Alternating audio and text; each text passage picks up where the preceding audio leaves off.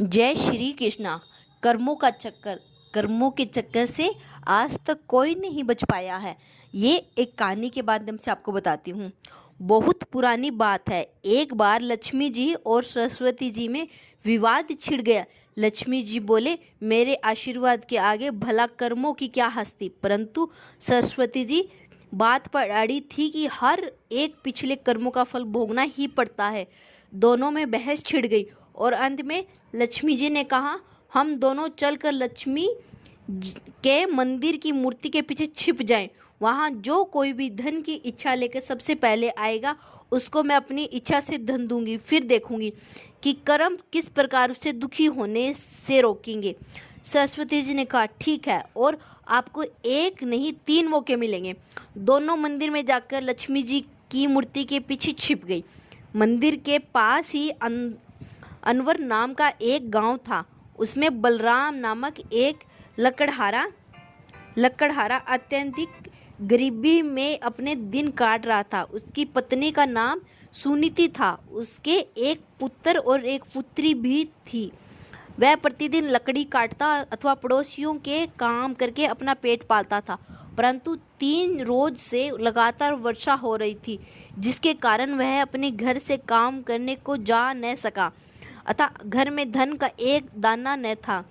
बालक भूख से व्याकुल थे और माता पिता विवश थे। दिन निकलते ही वर्षा रुकी और सुनीति ने कह सुनकर बलराम को काम की खोज में भेजा। बलराम ने वन में लकड़ी काटी और फूल जमा किए। फिर कुछ फूल लेकर वह लक्ष्मी जी के मंदिर की ओर चला।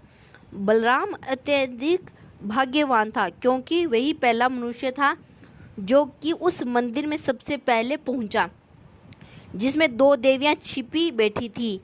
बलराम ने मूर्ति की पूजा की, फूल चढ़ाए और धन के लिए हाथ जोड़कर प्रार्थना करने लगा। देवी लक्ष्मी ने उपयुक्त अवसर देखकर मोहरों की वर्षा कर दी। बलराम आंखें फाड़ फाड़ कर देख रहा था कि क्या सत्य है अथवा सपन। बड़ी देर में उसे विश्वास हुआ कि देवी लक्ष्मी वास्तव में उस पर पसंद हो गई है। मंदिर के कोने में मिट्टी की एक हड्डियाँ रखी थी। उसमें मोहरे उसमें भर कर आनंद से उछलता हुआ वह अपने घर पहुंचा। बाहर से उसने अपने पति की आवाज़ देनी शुरू की, देखो सुनीति क्या लाया हूँ। परंतु वह अपनी किसी पड़ोस में आटा उधार मांगने गई हुई थी। उसे ढूंढने को बाहर चल दिया। थोड़ी देर में दोनों पति पत्नी वापस आए। बलराम तो खुशी खुशी सब बता रहा, परंतु सुनीति उस पर विश्वास नहीं कर रही थी।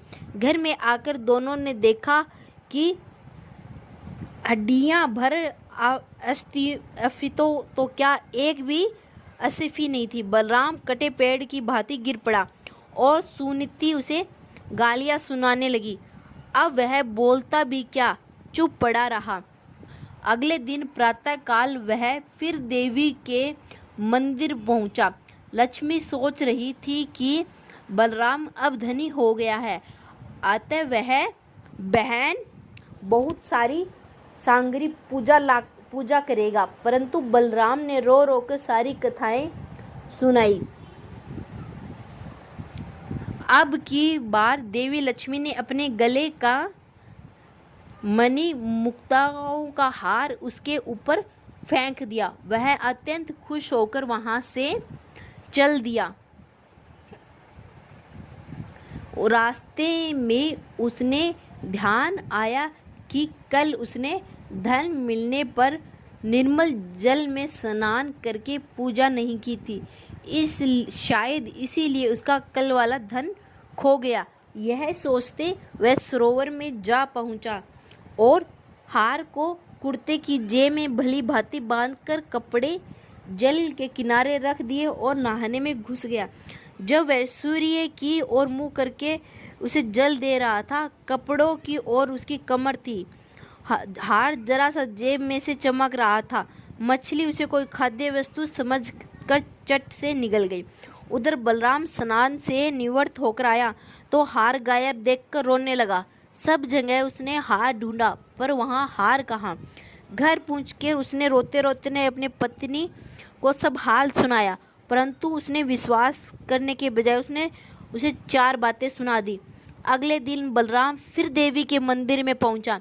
लक्ष्मी जी सरस्वती जी से कह रही थी, देखो आज बलराम नहीं आएगा, वह अमीर हो गया है।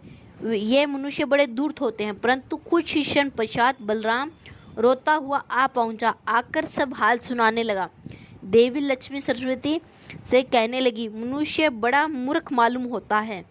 सरस्वती बोली, मूर्ख नहीं, इसके बुरे कर्मों का चक्कर अभी समाप्त नहीं हुआ है।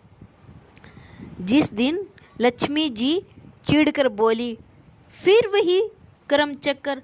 अच्छा, अब की बार इसको बड़ा कीमती एक छोटा सा पत्थर दूंगी, देख इसे कौन लेता है। ऐसा कहकर उन्होंने एक मूल्यवान पत्थर उसके आगे फेंक दिया। बलराम ने उसे तुरंत उठा लिया और आंखें फाड़ फाड़ कर देखने लगा। अब वह उसे मुट्ठी में दबाए घर की ओर भागा। उसे सुनीति के पास पहुंचने की जल्दी थी। आधे रास्ते में आकर वह मुट्ठी खोलकर देखने लगा कि कहीं अमूल्य पत्थर हाथ में से गायब तो नहीं हो गया। पत्थर लाल लाल चमकते देखकर एक चील उसे खाने की वस्तु समझकर उससे एक ही झपाटे से छीनकर ले गई। अब तो बलराम सर पीट कर रह गया।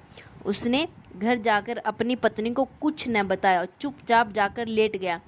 उसे ऐसा लेटा देखकर सुनीति का हृदय भर गया, अतः वह उसे खोए हुए धन के लिए सात्वा देने लगी। अगले दिन वह मंदिर में जाकर मजदूरी करने चला गया, क्योंकि सुनीति को ऐसी ही इच्छा थी। उधर मंदिर में देवी लक्ष्मी कहने लगी, अब बलराम जरूर लखपति हो गया होगा, भला वह अब यहाँ क्यों आएगा। परंतु सरस्वती बोली, नहीं बहन, ऐसा नहीं होगा। वह अभी उतना ही गरीब है और शाम को उसके बुरे कर्मों का प्रभाव समाप्त होगा, तब वह अवश्य ही लखपति बनेगा। शाम को बलराम को 8 आने मिले, उसमें से वह आटा, नमक, तेल और मछली आदि खरीदकर घर चला। उसकी पत्नी तथा बच्चे सब देखकर पसंद हुए। पत्नी ने घर जाकर भोजन की तैयारी शुरू की। वह कुल्हाड़ी लेकर लकड़ी लेने चला गया। भाग्यवश यह उसी किंकर की डाली को काटने लगा जिसमें उस चील का घोंसला था। वह मूल्यवान पत्थर उस पे रखा था। उसको देखते ही खुशी के मारे लकड़ी और कुल्हाड़ी सब छोड़कर घर की ओर भागा। वह कहता जा रहा था, सुनीति, चोर मिल गया, चोर मिल गया। उधर सुनिधि ने जब मछली काटी तो उसके पेट से वह हार निकला पड़ा। वह उसे दिखाने को बाहर लेकर भागी।